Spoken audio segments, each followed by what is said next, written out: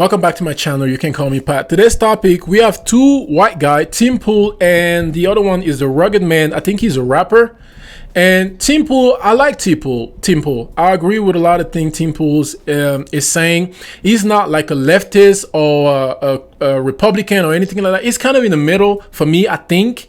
And I agree with a lot of things that he says. But let's go ahead and watch this clip because they're talking about some type of systemic racism, systemic oppression for black people, which is kind of weird for two white guys to have that conversation. But let's go ahead and listen to this and you let me know what you think about it. I'll let you know what I think about it from a black man perspective living in United States. Let's go ahead and roll the clip. Community does have a knee on its neck more than the white community in America. That's a fact. So let me I want to explain something. That's not disparaging. That's a fact. The black community has way more struggles, way more problems in the community due to systemic racism, which is real, and the military, the penitentiary system, and the militarized police, and all of that. It's a different. I want to explain something in a little more detail that we were talking about in the show that I think didn't get fleshed out enough. So, and I'll preface it by saying I do not believe I face more discrimination than black people in this country. Yeah. What I can tell you is one of the difficulties in my life is people who grow up in a white suburb. Everybody's white. I go there, I'm not white. I don't believe that. Well, so you're wrong, but let me explain. I don't believe that. I think somebody might. You just said on the last show that like some people mistaked you for Mexican. That was your biggest I'm not thing. One of them, dude. Like this is the life I've lived. Yeah, you're fine. I'm not saying that I've got a boot on my neck. You're fine. I'm saying you need to understand we're in a redneck, that there are people who have redneck area. If we go up to the truck stop up the block, nobody's looking at you like, get that guy. You know. I didn't say they were. Yeah, but what I'm saying is, if you put somebody else in there, they're looking at you funny. You're good. You're good. You go to the airport, they're not pulling you over because they no. That's they pull you over. Yes. Because you look like what? Because you yes, look like mother. Like I get what? randomly flagged every time I go to the airport. See, you're. Because what reason? So if I know. Because you look like what? If I know, dude. You really heard. Because I get every single time I go, and you are a racist dude who says I couldn't possibly understand every time I go to the airport. I'm randomly screened. Oh, yeah. I think it's the every time. Yeah.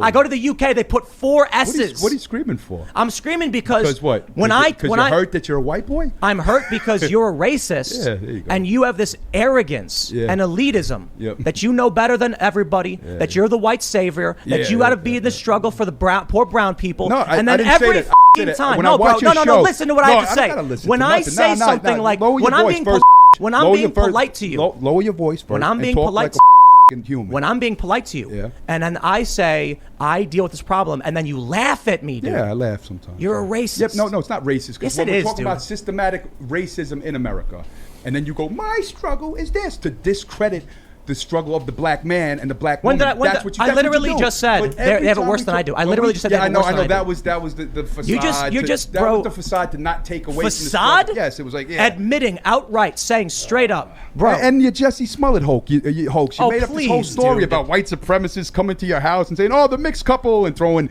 racist pamphlets at you, and you made up a whole Jesse Smollett thing. I've been and noticing that's the takeaway from the struggle of the black man. It seems like we're blending between No, you're a racist prick. Here's my hour-long documentary about the black struggle in Ferguson. Oh yeah, great. Yeah. Oh great, $100,000 budget. Yeah. James Baldwin interviews with people on the ground to talk about what they've been through, and you have the nerve to come up to me and tell me my experiences don't matter when I'm fighting the fight. Stop screaming. First of all, talk to me like because I'm not that guy. Yeah, you are. You are. You actually are, dude. Yeah. You are that guy. I'm talking about. I'm not that guy. All right. Let's calm down. Cut it, man. You think you can? I'm not that guy. You don't disrespect me. What did you do to me? Did you disrespect me? Nah, you start raising your voice to me like I'm some sucker. Did you laugh at? Yeah, laugh. Did you disrespect me? I was nice to you, bro. I was being nice. You start raising your voice to me like I'm your son. You raised your voice to me. Bro, I said I respected you. You wouldn't shut. I appreciated you. Raising your voice. I stopped when you told me to. You said lower your voice, so I lowered my voice. I told you I respected you coming. It was a good show. I said I respected you willing to admit when you got things wrong. Bro, I have put so much of my life into this. Look at this. I watch your videos. I already watched your video. No, I see your videos. You don't. No, I see your video. You're gonna say, look, this is the non-racist thing. But meanwhile, you have videos promoting Derek Chauvin and acting like he was in the right. You have videos of that. You have videos of the other guy. You have videos of the other. You have videos of the other guy. Two guys. Armory.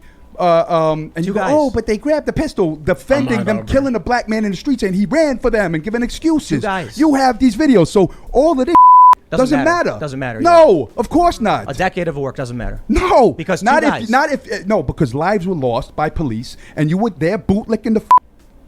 All right, I'm just gonna go right away and say systemic racism.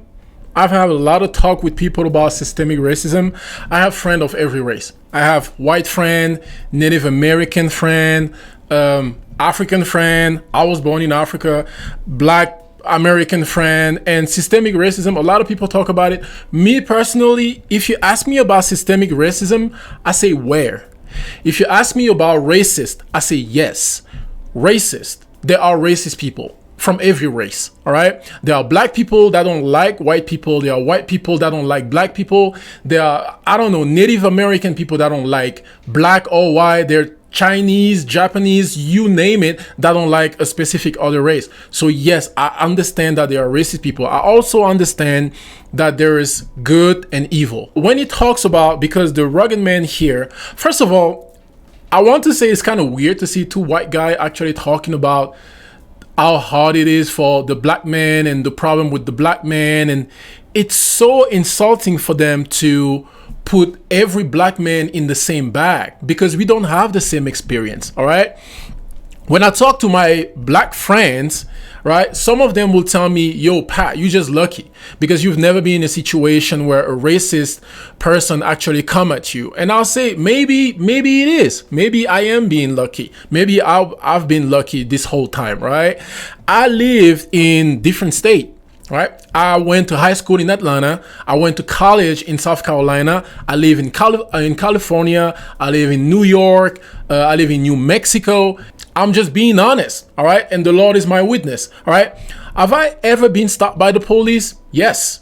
But every time I got stopped, it was for a specific reason. It's not just like they saw a black man and they decided to stop me, right? I was speeding.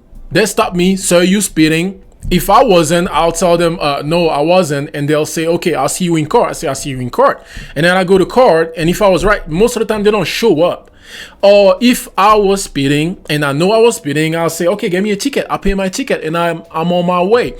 So this whole systemic racism thing is kind of weird because it's like, if you know so much about systemic racism and you believe it exists, show me where is it. Please help me out. Tell me where I'm not supposed to go. Show me, okay, systemic racism, Pat, it's over there. So don't go there. Don't go there because you get hurt and they'll hurt you. But the moment you tell me it's a system. So let's look at the definition of systemic racism right here. From USA Today, what is systemic racism? And they said, here is what it means and how you can help dismantle it, all right? So they said, civil rights leaders and advocates are demanding an end to systemic racism, a reference to the system in place that create and maintain racial inequality in nearly every facet of life for people of color. Here's the thing with me. I use my eyes and I use my experience a lot. I use other people's experience also because I want to learn from it. But when I use my eyes and I use my experience, I see black people basically everywhere in every part of the government. We had a black president for 2 terms. The majority of people in this country are white. What, 50, 60% of the American are white people? They voted for a black man. So how is the system racist? How did they allow a black woman to be vice president right now, bro? And we all know she's not qualified, but she's there. How are you gonna call this? You're gonna call this pity? What you gonna say, right? That's why for me it's weird, and I don't understand that. You can help me out in the comment section if you think I am wrong. And look at all part of industry, like the movie industry, the Denzel Washington and the Kevin Hart. Like what do you say to that, right? And they are really good at what they're doing. Look at sport industry, like the NBA, the NFL. The majority of those guys of athlete in the NBA or the NFL is like 70%. So what are you saying, right? And the last time I heard about systemic racism or racism as a whole was George Floyd, right? But let's be honest, George Floyd was killed. It was wrong. You will never wish to anybody to die like that. But George Floyd was killed by a bad police officer, a bad cop. That was just a bad cop, bro. And when we go from George Floyd and we look at all the other situation that happened with the Jussie Smollett and the what's his name, Colin Kaepernick, bro, those guys are basically fabricating. They are fabricating those situations. It's not happening for them, so they're just making it happen, right? So that takes me to what I was saying. There are good people and there are bad people. There are racist, yes, but racism as an institution, I don't believe in it, bro. Look at all those successful black people. When I was in college and I played a little bit of basketball in college, I wanted to be the next Kobe Bryant. I thought I would be the next Kobe Bryant when I was in high school, right? Or the next LeBron James. LeBron James came from nothing, right? And look at where it is. And another example, are you going to compare LeBron James' son as a black kid to the next white kid that you're going to see next the corner? What's his name? Bronny James? You're going to compare them? Really? You're going to say there's some type of systemic oppression against LeBron James' kid? Like, you can't compare people like that. That's why I agree with Tim Pool on that little exchange there, because this guy here, the rugged man, you can't just tell Tim Pool that his experience is fake. That's wrong, bro. I know white people that were raised in awful situation, all right, and you're not going to tell them that somehow they had it better. That is wrong, and that is evil for you to say that. That's wrong, bro. We all have different experience. I mean, here's another example. David Goggins. Do you know who David Goggins is? Please go and look at David Goggins' story. Coming from nowhere, from paying him and his mom having an $8 project type of a home to becoming who David Goggins is today. If you don't know who David Goggins is, just Google it. Just YouTube David Goggins. One of the best, like, motivational speaker in the world right now. Like, come on, bro. You can't just come and trying to whatever that guy is doing right there. This is just wrong. And I'm going to finish by saying I'm not a victim. I've never seen myself as a victim, right? And I live in the greatest country on earth, the United States of America. And the problem with the victim mentality is the moment you start believing, you start looking at yourself as a victim, that's it. You're done.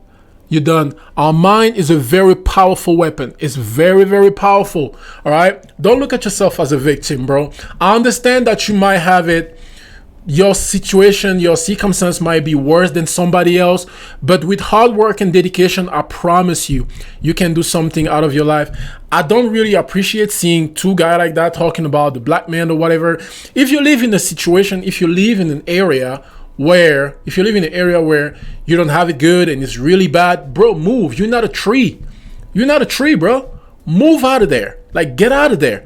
Go to a different area. Go to a different place. Right? The United States of America is the only country where you can find people from almost every other race, and everybody have the same opportunity and the same chance at success. That's what I believe, bro. That I truly believe that. And I have so many people to use as example, and you can't just tell me that those people somehow the system let them through. Like, that would be dumb, bro, to say, oh, yeah, all those successful black people that you see there, no, it's not the same. The system let them through. That's not true, bro. So that's what I have to say about this exchange between those two guys there. And I'm sorry I don't have the clip, but I read online that they end up the interview with actually apologizing to each other and making sure everything was, cool and everything. So I think that's a good thing to do. That's how it's supposed to end up, right? That's how a conversation should end up. Like, hey, if I offended you, I'm sorry. I'm just trying to help you. You're trying to help me. Let's help each other, right? Okay. So let me know what you think about this video here of Tim Pool, and God bless you. See you on the next one.